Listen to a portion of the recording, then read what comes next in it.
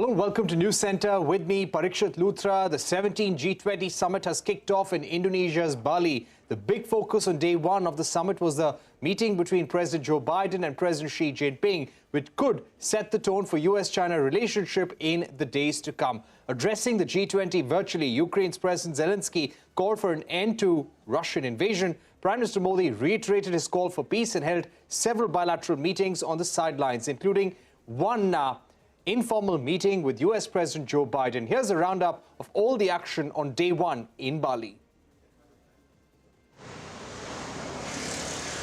Competition should not turn into conflict. That was President Biden's key message to Chinese President Xi Jinping at the G20 summit in Bali, the first in-person meeting of the two leaders. We had an open and candid conversation about our intentions and our priorities. It was clear, he was clear and I was clear, that we'll defend American interests and values, promote universal human rights, and stand up for the international order and work in lockstep with our allies and partners. We're going to compete vigorously, but I'm not looking for conflict. I'm looking to manage this competition responsibly. Both leaders discussed the Ukraine-Russia war and agreed that any threat or use of nuclear weapons was totally unacceptable.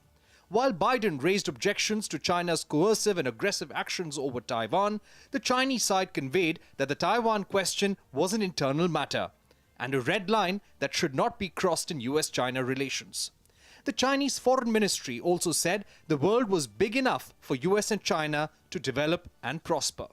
Tensions over the Ukraine-Russia war and its severe economic fallout is clearly weighing on every leader's mind at the G20. Addressing leaders virtually, Ukrainian President Volodymyr Zelensky said that it was time for Russia's war to end. He also requested for an extension of the Black Sea grain deal.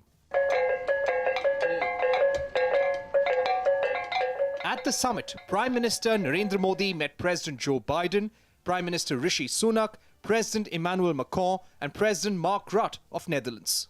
PM Modi called for an immediate ceasefire in Ukraine and warned about the consequences of the fertilizer shortage that the world is currently facing. Prime Minister Modi said at G20, and I quote, "I have repeatedly said that we have to find a way to return to the path of ceasefire and diplomacy in Ukraine. I am confident that next year when G20 meets in the holy land of Buddha and Gandhi, we will convey a strong message of peace." UK Prime Minister Rishi Sunak has a 5-point agenda at the G20, which includes ending Putin's weaponization of food and energy. UK Prime Minister Rishi Sunak said, and I quote, "It is notable that Putin didn't feel able to join us here. Maybe if he had, we could get on with sorting things out, because the single biggest difference that anyone could make is for Russia to get out of Ukraine and end this war." End of quote. There is still a question mark on whether the G20 will be able to arrive at a joint declaration due to lack of consensus on whether to condemn Russia and President Putin for the war against Ukraine. In New Delhi, Parikshit Luthra. All right, so that was a roundup of all the action from the G20. To take this forward, I'm now joined by Ambassador Neelam Deo, co-founder at Gateway House, Ambassador Rahul Chhabra, former Secretary, Economic Relations at the MEA. Also joining us is Strategic Affairs expert Brahma, Chellaney. Thank you very much, ladies and gentlemen, for joining us here on CNBC-TV18. Ambassador Chhabra, if I can begin with you. Let's first weigh in on the meeting between President Xi Jinping and President Joe Biden. In a way, both leaders are politically stronger when they came to the G20. President Xi has just got an unprecedented third term. President Biden's party, the Democrats, has managed to retain control of the Senate. They performed better in the midterms than expected. How do you think this meeting will set the tone for US-China relations in the days to come?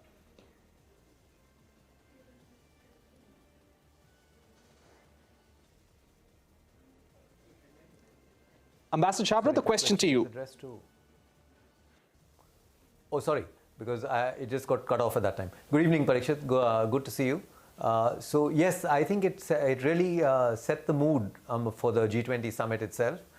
Just the sheer fact of having the meeting, firstly. I mean, it's President Biden's first meeting after having taken over. So that itself, both the leaders meeting, again, they've obviously met earlier on other occasions at other positions that they held.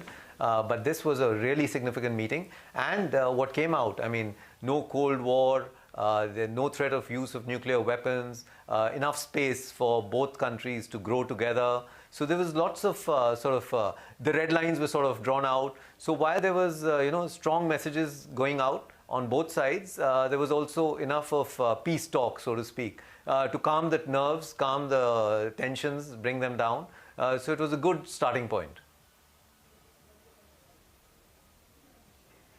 Right. Brahma, Chellaney, if I can come to you, sir.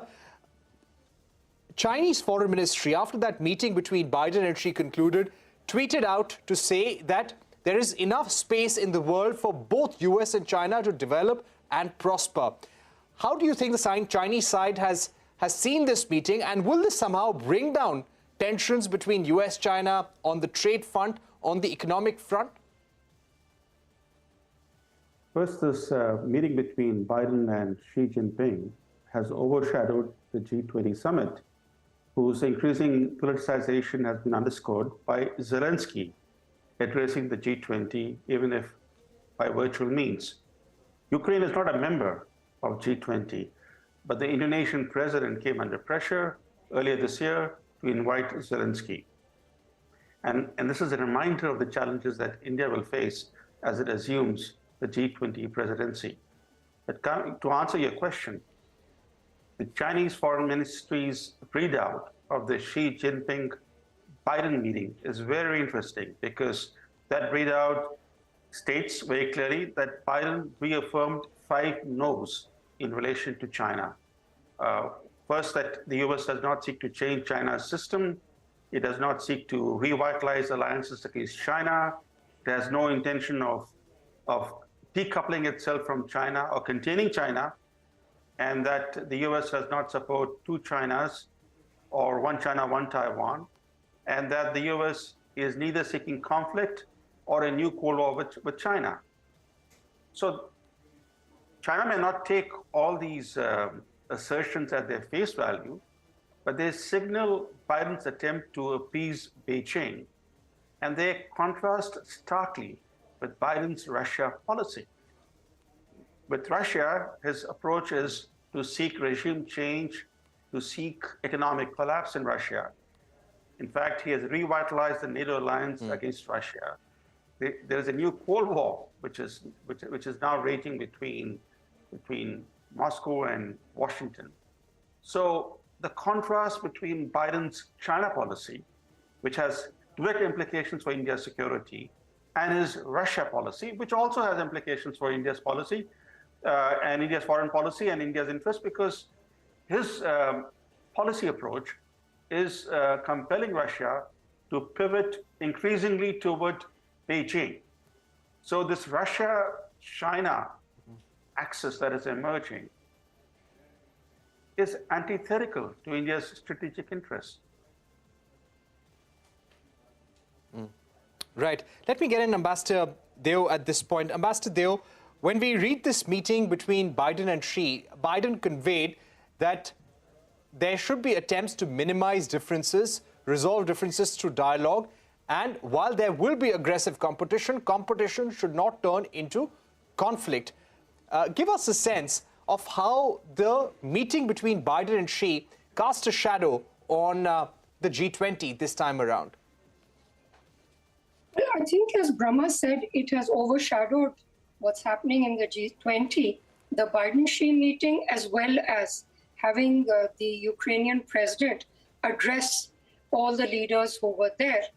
I think there is an effort not only to pacify, if you like, the Chinese leader, but also to try to convey to all the other members of the G20, and especially the ASEAN countries, that it is not the United States which seeks conflict, and that it is not the United States policy to try to force them to choose between China and the United States, both of which are important to them, one politically more important and the other economically more important. But I think that this is early days. The Chinese statement and the statements that the Americans have put out after the meeting are different in important areas. And I think what has actually happened in the meeting will only come out in bits and pieces and over time. I think also that the issues between them are really significant. Apart from Taiwan, there is also the American policy and the actions they have taken to try to squeeze China on sophisticated technologies, particularly on chips. And I don't think that that is something that that difference will not be so easily set aside by China, which is feeling the pressure. Right. Let me also focus now on Ukraine. Yes, Ukrainian President Zelensky addressed the G20 virtually. Ambassador Chhabra, he said that the war must end immediately. He also asked for an extension of the black grain deal. The fact that there is lack of consensus on the joint declaration at Bali, because there will be opposition to condemning Russia and the wording on the Ukraine-Russia war. If we don't have a joint declaration, Ambassador Chhabra, or we don't have a group photograph this time around at the G20, where will that leave the outcomes of a summit of this magnitude? Yes, but it has happened before also that there have been other summits where there have been no final declaration. We have to understand how this final communique comes about. You know, it's the feeding in of an entire year long of activities of different groups, subgroups led by ministers, senior officials, Sherpas. So as we all know that consensus, and it's by consensus, so even one country can sort of hold it up. So there has been a lot of consensus on pretty much every other issue. So the only one or two paragraphs that are being held up are the ones about the Russia-Ukraine crisis.